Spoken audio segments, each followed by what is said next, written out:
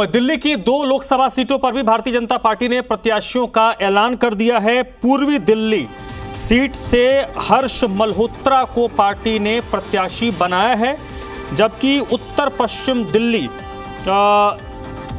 ये जो reserve seat है, यहां से योगेंद्र चंदौलिया को पार्टी ने अपना उम्मीदवार बनाया है।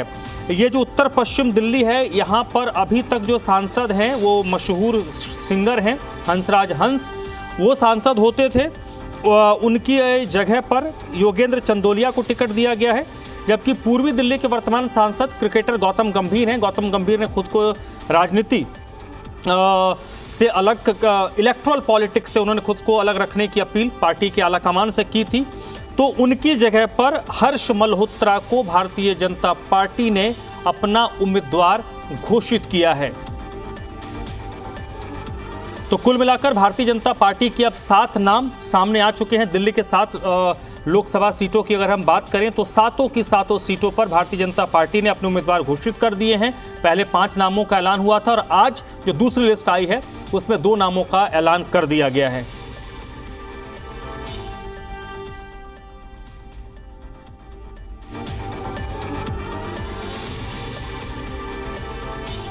तो भारतीय जनता पार्टी ने दिल्ली की 2 लोकसभा सीटों के लिए अपने प्रत्याशियों का ऐलान कर दिया है और पूर्वी दिल्ली से हर्ष मल्होत्रा को पार्टी ने उम्मीदवार बनाया है। उत्तर पश्चिम दिल्ली से योगेंद्र चंदौलिया को उम्मीदवार बनाया है।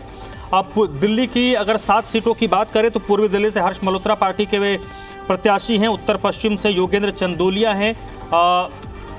वहीं उत्तर पूर्वी दिल्ली से मनोज तिवारी को रिपीट किया गया है।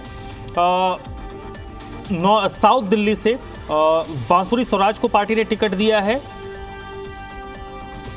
नई दिल्ली से बांसुरी स्वराज को टिकट दिया गया। दक्षिणी दिल्ली से रामवीर सिंह विदुड़ी को टिकट दिया गया है। तो कुल मिलाकर 7 प्रत्याशी अब भारतीय जनता पार्टी के सामने आ चुके हैं। ये जो 2 प्रत्याशी हैं, अभिषेक इस वक्त मेरे साथ जुड़ चुके हैं इसी पर ज़्यादा जानकारी के साथ। अभिषेक, ये बताइए, हर्ष मल्होत्रा, योगेंद्र चंदौलिया, इन 2 लोगों को पार्टी ने अपना प्रत्याशी बनाया है। हर्ष मल्होत्रा गौतम गंभीर की जगह पर हैं और योगेंद्र चंदौलिया को हंसराज हंस की जगह पर उतारा गया है। क्या पॉजिटिव चीजें इनके पक्ष में गई? क्योंकि पूर्वी दिल्ली को लेकर तो कई बड़े बड़े नाम और ये जो हंसराज हंस वाली सीट है, इसमें भी कई बड़े राष्ट्रीय स्तर संगठन के बड़े नामों पर चर्चा हो रही थी। देखिए, बीजेपी ने जो पहली 5 लोगों के नाम निकाले थे, जिसमें मनोज तिवारी का टिकट रिपीट करने के बाद बाकी जो 4 नाम थे वो आपको दिखे थे। उसमें एक ऐसा नाम था साउथ दिल्ली का, जो रमेश विदुड़ी का टिकट कटा था, वहाँ से रामवीर विदुड़ी को टिकट दिया गया था। वो विधायक थे। बाकी जितने 3 लोग हैं वो सब संगठन के लोग हैं, संगठन के लिए काम कर रहे थे।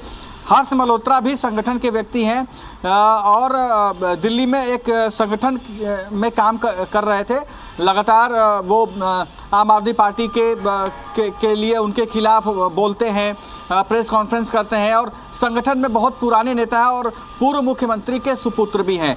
तो ऐसे में उस जगह पर गौतम गंभीर वाली सीट पर एक पंजाबी कौम को लेकर आना था। हर्ष मल्होत्रा उसमें फिट बैठ गए और बीजेपी ने, क्योंकि पहली सीट में भी सबसे ज़्यादा भरोसा जताया है संगठन के लोगों पर और संगठन के लोगों को ज़्यादा से ज़्यादा मौका दिया है।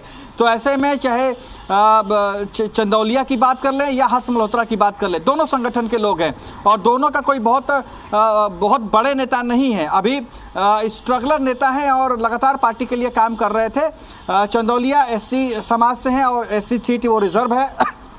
इससे पहले चंदौलिया करोल बाग से पार्षद भी थे। तो आप समझिए कि एक पार्षद को किस तरीके से बीजेपी ने सीधे लोकसभा चुनाव के लिए टिकट दे दिया, एक संगठन मंत्री को किस तरीके से बीजेपी ने सीधे लोकसभा के लिए टिकट दे दिया। तो इससे बीजेपी अब सीधा और साफ मैसेज दे रही है कि संगठन में मजबूती से काम करेंगे तो बड़ा इनाम मिलना तय है।